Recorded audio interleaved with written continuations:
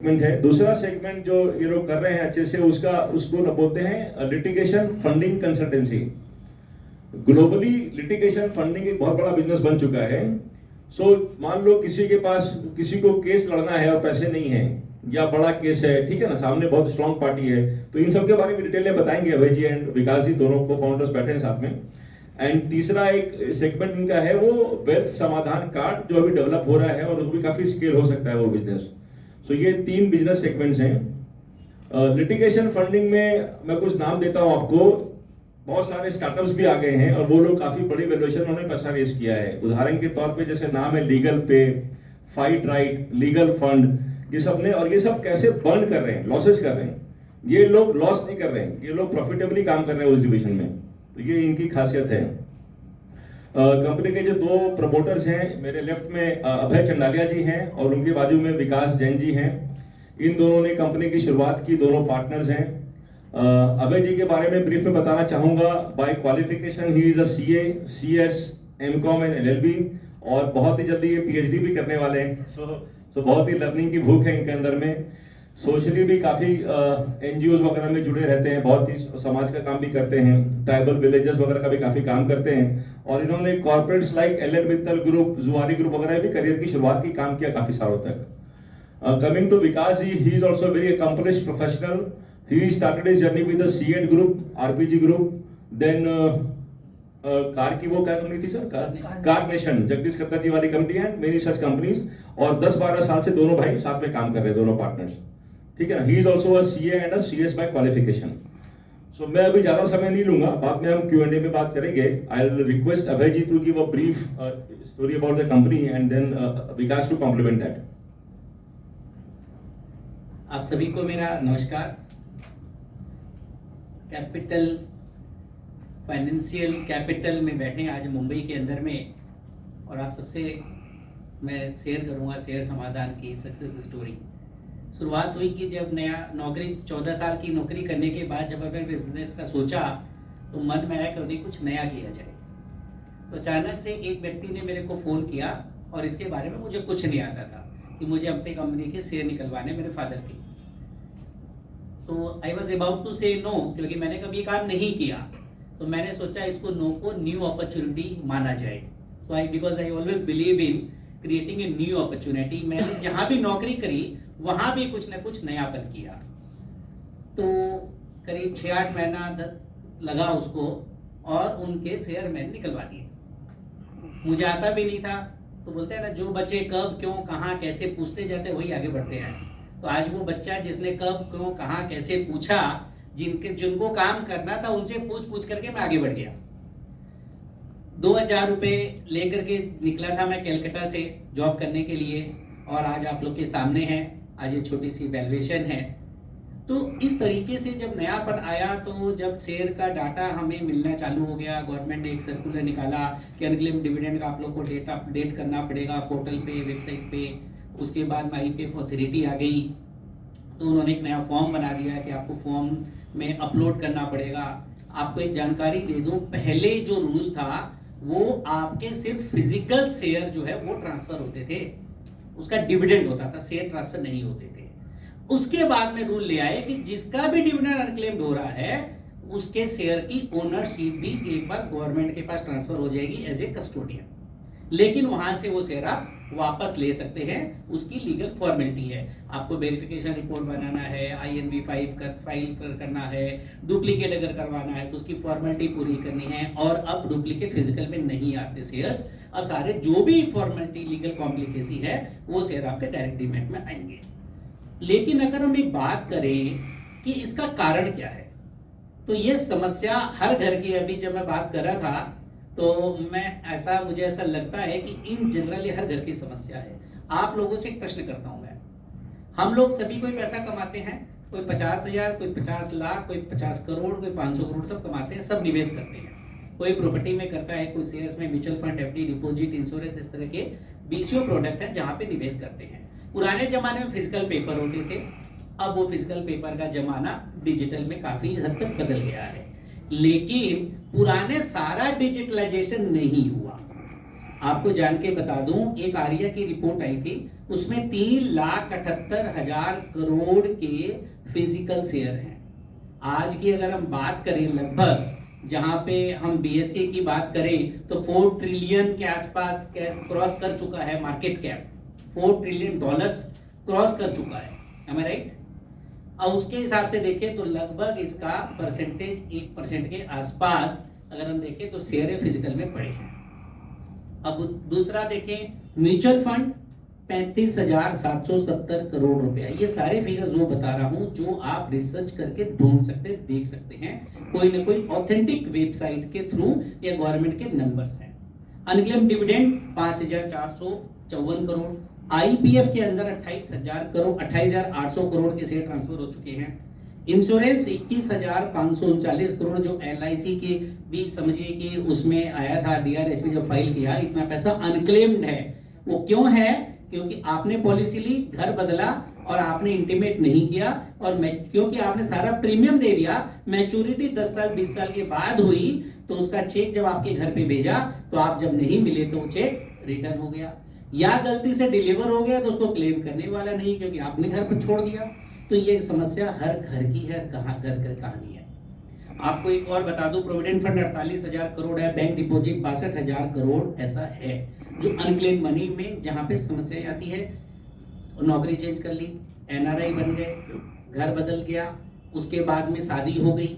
आज कुछ गुजरात में, महाराष्ट्र में फादर का नाम बीच में लिखने की हैबिट है। तो आपको एक जस्ट नॉलेज के लिए बता दूं, आपके 5 डॉक्यूमेंट बहुत इंपॉर्टेंट होते हैं। वो होते हैं PAN card, Aadhaar card, demat account, bank account और आपके इन्वेस्टमेंट डॉक्यूमेंट्स। डॉक्यूमेंट तो इसके अलावा इन्वेस्टमेंट तो वो भी है, कल को आपने चाचा जी को घर बनाते समय 10 लाख रुपए एडवांस दे दिया, किसी दोस्त के साथ में पार्टनरशिप में फ्लैट खरीद लिया, तो ओनरशिप के पेपर एक ही के पास होंगे। तो ऐसी समस्याएं हर घर की समस्या है। तो उसी डोमेन में हम लोग ट्रेंड सेटर हैं। हमने सबसे पहले इस कंपनी की शुरुआत करी। इस कंपनी के पहले मैं अपने पर्सनल लेवल पे भी करता था, जब ये पहला काम किया। और ये और बता दूं कि अभी तक हम हमारे सिर्फ मैक्सिमम 40% से या 50% क्लाइंट से मिले हैं।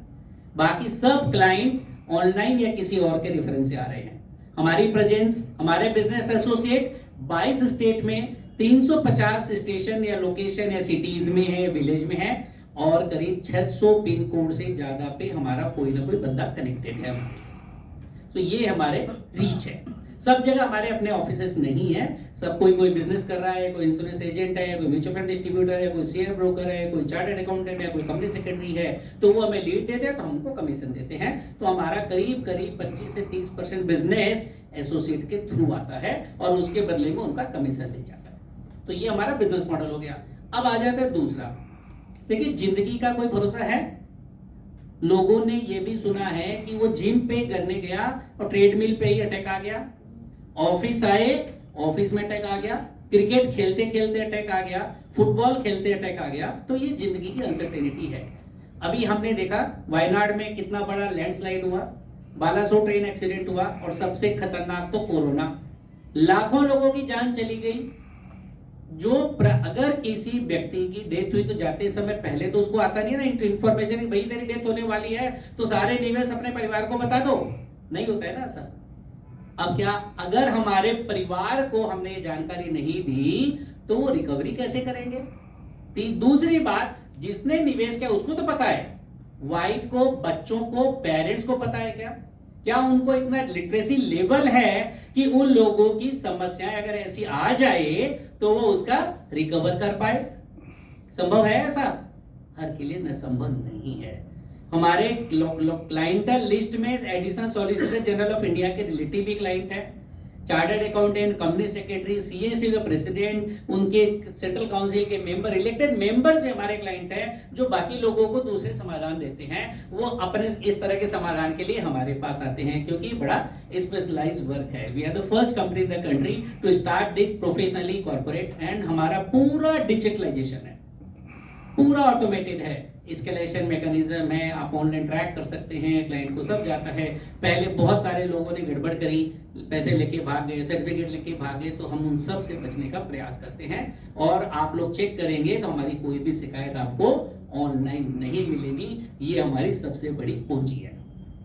हम लोग इसके बदले उनसे फीस लेते हैं और उसके अलावा वो मुझे भर भर के दिल से आशीर्वाद देते हैं, वाह बेटा, वाह भैया, वाह अंकल, बहुत अच्छा काम करा दिया आपने, वाह बेटे बच्चे, जो भी काम करते हैं टीम को भी देते हैं। ऐसी ऐसी ब्लेसिंग्स अगर आप उनकी वीडियो देखेंगे तो कई लोगों के तो आंख में से आंसू आ जाते हैं जब हमसे बात करते हैं, तो क्योंकि उनको पता ही नहीं था कि क्या हमारा ये अपना पैसा जो मेहनत का है, गाड़ी कमाई का है, जो मैंने सपने बुने बच्चों की पढ़ाई के लिए, बच्चों की शादी के लिए या हमारे बिजनेस के लिए, रिटायरमेंट के लिए, और वो जब ऐसे अनक्लेम्ड हो जाता है, जब हमारी जरूरत आन पड़ती है तो हमारे खुद के पैसे के लिए हम दर दर की ठोकरें खाते हैं और हमें नहीं मिलता है। तो हमने ये सोचा कि क्यों नहीं ऐसा काम करें जिसमें ट्रिपल इनकम हो। तो फीस मिलती है, आशीर्वाद मिलता है और साथ साथ में वो 2-4 और क्लाइंट भेज देते हैं। तो इस तरीके से हमारा ये ट्रिपल इनकम का बिजनेस चलता है।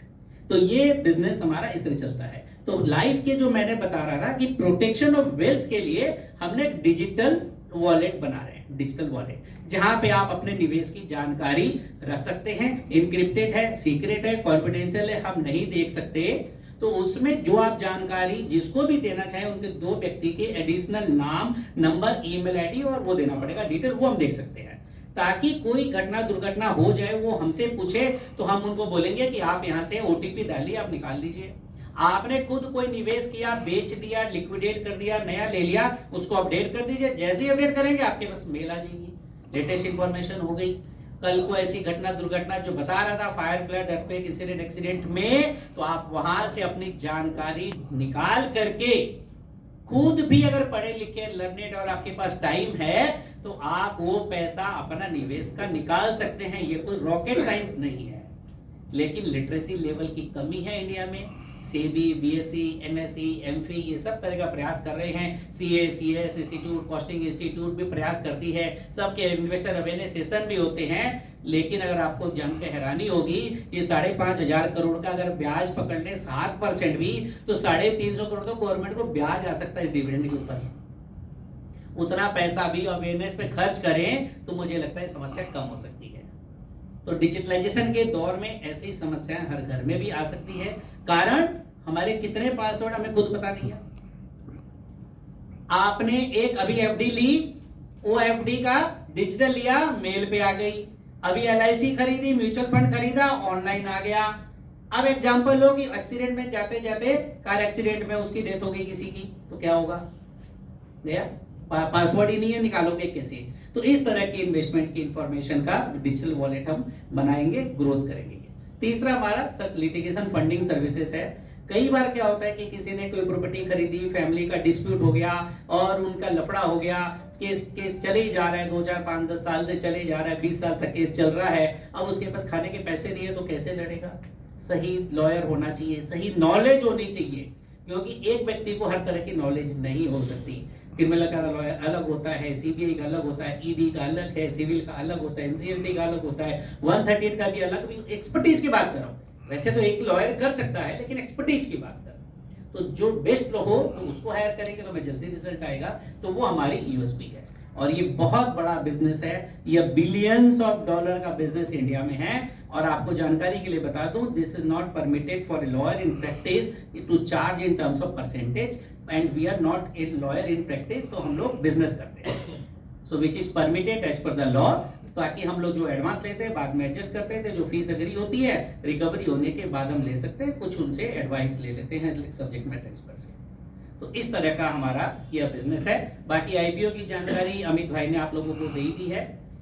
अगर आप लोग के जो भी क्वेश्चंस होंगे, I would like to answer that question. ठीक है ना, थैंक यू अभय जी। मैं एक और पॉइंट खाली इसमें ऐड करना चाहता हूँ। विकास जी से रिक्वेस्ट करूंगा कि जैसे अभय जी ने बताया कि जब काम का शुरुआत किया, अब बाद में बोलो भी साथ विकास जी भी साथ में आए, सो इनके लाइफ में ना एक पर्सनल ट्रेजेडी भी हुई। विकास जी के बड़े भैया अचानक से उनका रोड एक्सीडेंट हो गया और ये क्या समस्या होती है उस पर वो उसके फेस से गुजरे वो। सो मैं रिक्वेस्ट करूंगा 2 मिनट खाली उसको जस्ट हाईलाइट करें उस चीजों को क्या है। And over to you Vikas ji. Good afternoon, everybody.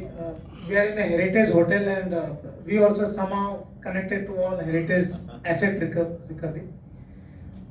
So people say, best of the business idea comes out of accident. But unfortunately, when I lost my brother, that was not a good opportunity as such. But ये हर घर की story होती है। हम लोग investment तो करते हैं बट इन्वेस्टमेंट की जानकारी अपने परिवार को नहीं देते हैं। यू नो मैक्सिमम 90% टाइम आपका इन्वेस्टमेंट में जाता है, बट आप ये नहीं सोचते हो कि वो कमाई हुई संपत्ति का क्या करोगे अगर कल को कोई प्रॉब्लम हो जाती है। So we were unfortunate on this particular part. In 2009 I lost my own brother in road accident. भैया की डेथ होने के बाद यू नो उन्होंने इन्वेस्टमेंट हर जगह कर रखे थे। कोई LIC का एजेंट आता तो LIC की पॉलिसी ले लेते, किसी के साथ जॉइंटली प्रॉपर्टी ले ली, रजिस्ट्रेशन उसके नाम पे है, तो काफी कुछ ऐसे इन्वेस्टमेंट्स हुए। तो भैया के इन्वेस्टमेंट्स को मुझे पहले आइडेंटिफाई करने में 2-2.5 साल लगे एंड सारे हम आइडेंटिफाई नहीं भी कर पाए क्योंकि इन्वेस्टमेंट की जानकारी होती नहीं है। और उसके बाद 2-2.5 साल हमको उसको निकालने में लगे क्योंकि ना डेथ हो जाने के बाद जो प्रोसेस होता है इन्वेस्टमेंट रिकवरी करने का वो बहुत लंबा प्रोसेस होता है, इतना इजी नहीं होता है। एंड आप लोग वाउच कर सकते हैं, आप आज के दिन में टेक्नोलॉजी में बैंक अकाउंट आप 2 मिनट में खोल सकते हो, डीमेट अकाउंट 5 मिनट में वीडियो केवाईसी में खोल सकते हो। आप जाइए एक बैंक अकाउंट क्लोज करके देखिए 2 मिनट में होगा कि नहीं। I think you'll have tough time. So I think ये incidences, you know, somewhere was going in my mind. Then I met Abhay ji. He has also gone through one of the experience with his client. We discussed and that was the genesis of this particular venture as such. बाकी services के बारे में अभय जी ने पूरा explain कर दिया. So we will be happy to have your questions if you can answer. How much time did you take to recover your investment, your dead brother's investment? Yes, so sir, in spite of I being a chartered accountant, it took me 3.5 years to retrieve my brother's investments. That too, I could recover only 60% of his wealth. 40% तो उन्होंने पता ही नहीं कि कहाँ किया था। एक प्रकृति का नियम होता है, अगर आपने किसी को पैसे दे रखे ना, तो अगर कुछ घटना हो गई तो वो तो आपको देने नहीं आएगा। तो आई थिंक वो अनफॉर्चुनेट इवेंट हुआ था। तो पढ़ाई लिखने के बाद भी मुझे अगर 3-3.5 साल लगे तो इस देश में देखिए जो कम कैपेबल है उनको कितनी तकलीफ होती होगी। Okay, and Abhay Kumar helped you in recovering that? No, Abhay. How did you all meet? Yeah, so we both met through one of the common connect through my maternal cousin uncle. He was knowing Abhay ji also, and I happened to speak to him that if it could happen with my brother, this can happen with anybody. ये हर घर की कहानी है इस देश में कि कुछ ना कुछ इन्वेस्टमेंट रहते हैं, and that's how I decided to do something my own. I discussed with my uncle and he connected me to Abhay ji. We do not share any blood relationship, but still, you know, it's been 12 years and a long way to go. How much minimum wealth order you cater to?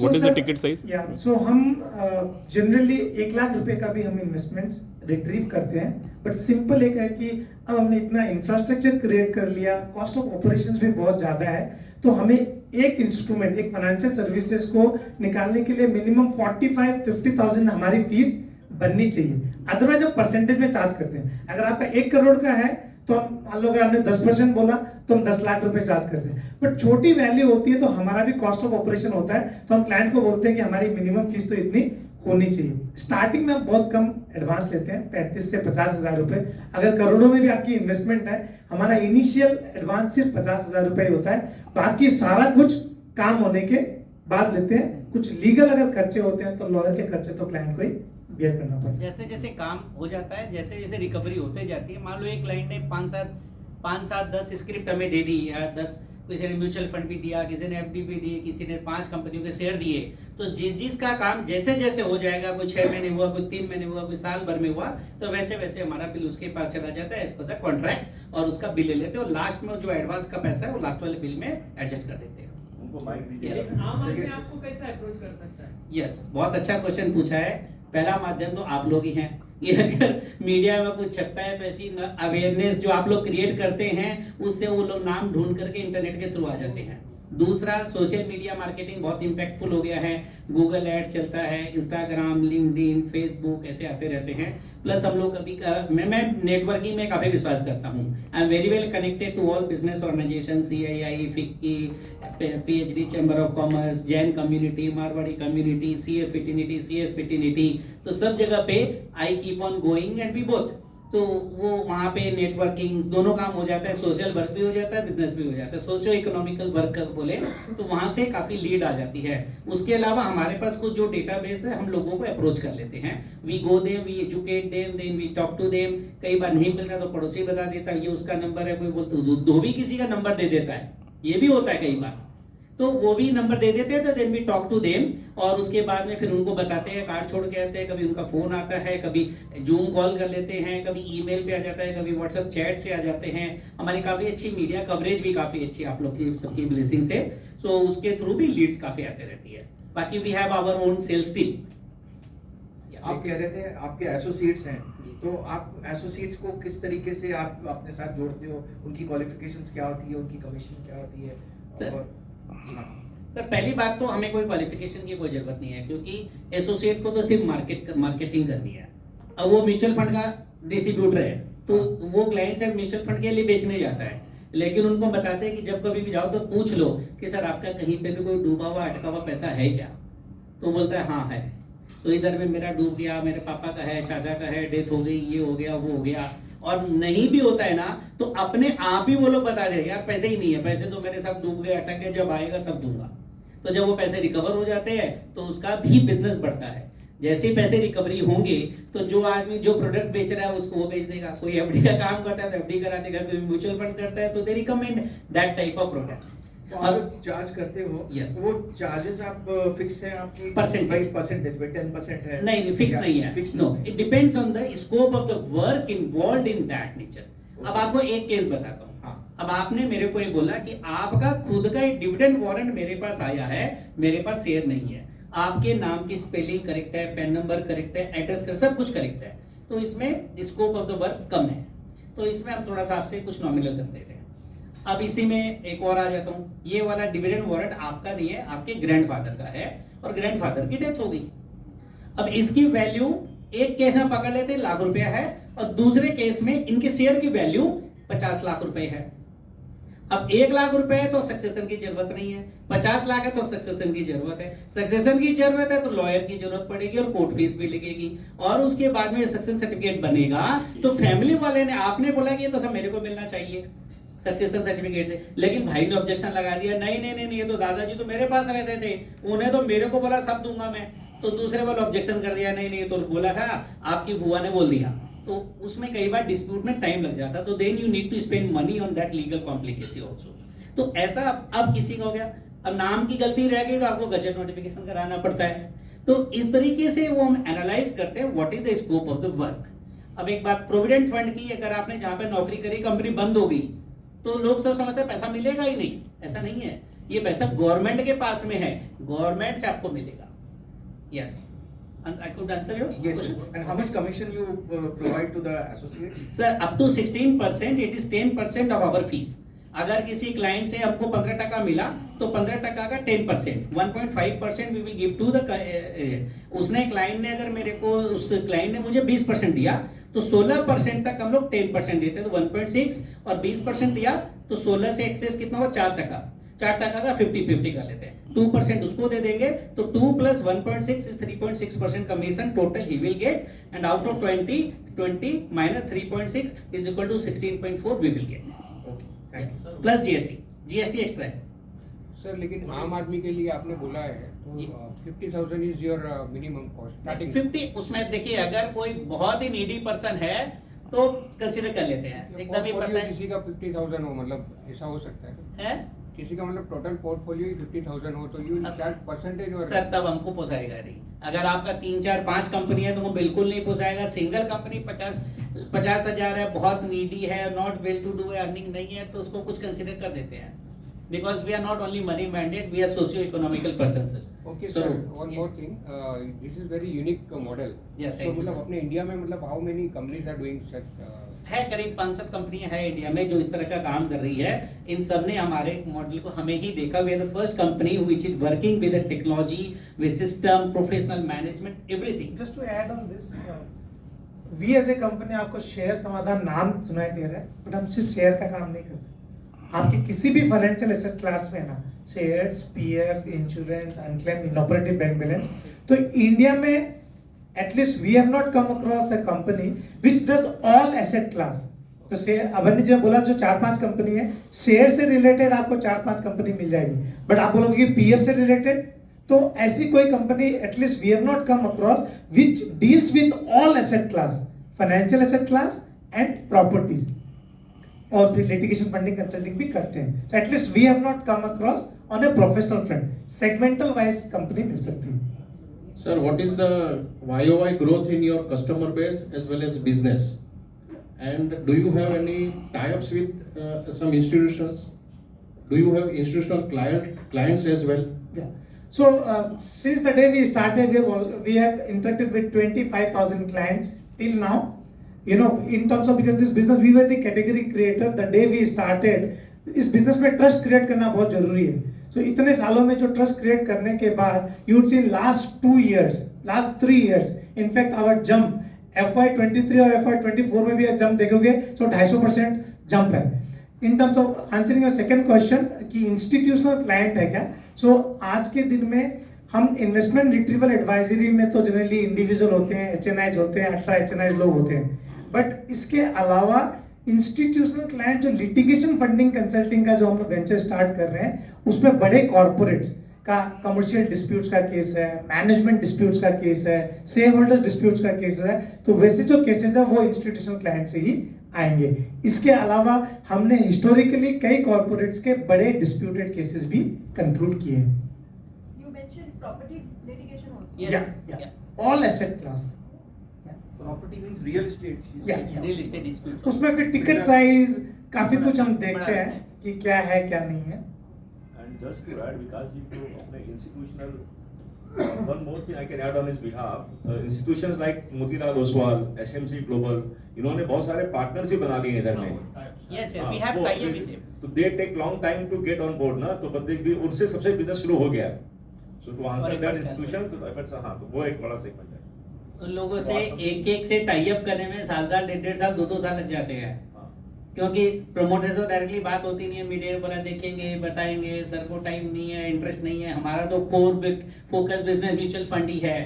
तो but हम लोग किसी को छोड़ते नहीं जब तक वो मना नहीं करता. We keep on chasing, we keep on following with them, but everybody feel so happy. You will not believe, मेरे को कोई पूछता क्या करते हो तो हम एक सेंटेंस जवाब देते हैं, हम लोगों के डूबे हुए अटके हुए पैसे निकाल के देते हैं.